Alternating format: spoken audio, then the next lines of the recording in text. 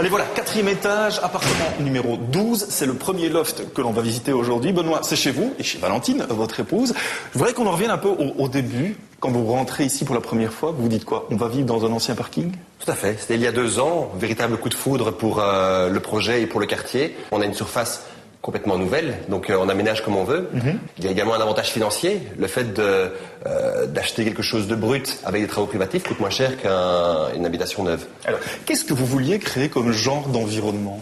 L'espace le plus ouvert possible, c'est-à-dire un salon, salle à manger fusionné et différentes entités qui tournent autour de cet espace. Et c'est vrai que c'est votre beau-père qui a aménagé l'ensemble de l'appartement en partant en fait de l'idée que ici, le salon, c'est une place centrale et qu'on a toute une série d'entités tout autour. C'est un peu ça. Exactement. C'est l'avantage aussi par la lumière qui est créée par le patio, le puits de lumière qui a été créé et ici, donc on est sur une forme assez particulière qui nous permet d'avoir un équilibre justement de lumière et qui nous donne un lieu très intéressant.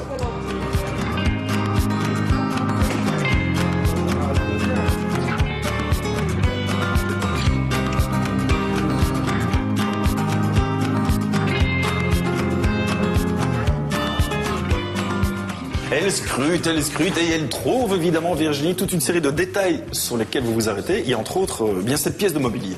Oui, moi je trouvais très intéressant d'utiliser ici un petit morceau de cloison, finalement parallèle à la façade, pour créer d'un côté un vestiaire et de l'autre côté l'utiliser pour y accrocher un grand plan de travail qui sert de bureau et qui profite de la lumière extérieure. Alors je touche, vous savez, c'est une manie chez moi et là je tombe sur un matériau qui est un petit peu particulier. Oui, alors ici c'est du lino. En général on retrouve ça au sol. Oui. On l'a appliqué sur un support en MDF. Donc vous demandez au menuisier, il peut vous le coller, il n'y a vraiment pas de problème. Et c'est vrai que c'est assez particulier, assez chaleureux. Assez chaleureux. Et on va retrouver le lino sur la table aussi et on va retrouver la même couleur en fait au niveau des plafonds. Ça aussi c'est assez intéressant. Voilà, dans l'ensemble de l'appartement on va avoir du blanc et puis on va avoir d'autres matériaux et cette couleur grise se retrouve effectivement sur les plafonds. Et c'est assez intéressant parce qu'on garde le côté brut du béton qui est très esthétique, comme ça mis en valeur par le gris, et on a un contraste entre cette couleur foncée, la couleur claire et chaleureuse du bois, et je trouve que c'est assez intéressant de travailler le plafond qu'on oublie souvent.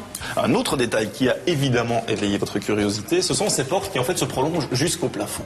Oui, alors c'est vrai qu'on est dans un loft, donc l'idée c'est d'avoir un espace très ouvert, mais on voulait aussi 2 chambres. Donc c'est assez intéressant ici d'avoir une porte qui finalement, quand elle est fermée, donne l'impression d'avoir une cloison complètement fermée, et quand c'est ouvert, on a un trou et une lecture tout à fait profonde. On voit le plafond, on voit le sol, et on n'a pas l'impression qu'il y avait une porte à cet endroit-là. Vous restez avec nous, on va se balader dans d'autres lofts, mais avant cela, eh bien, je voudrais vous présenter quelqu'un qui pratique le slow design.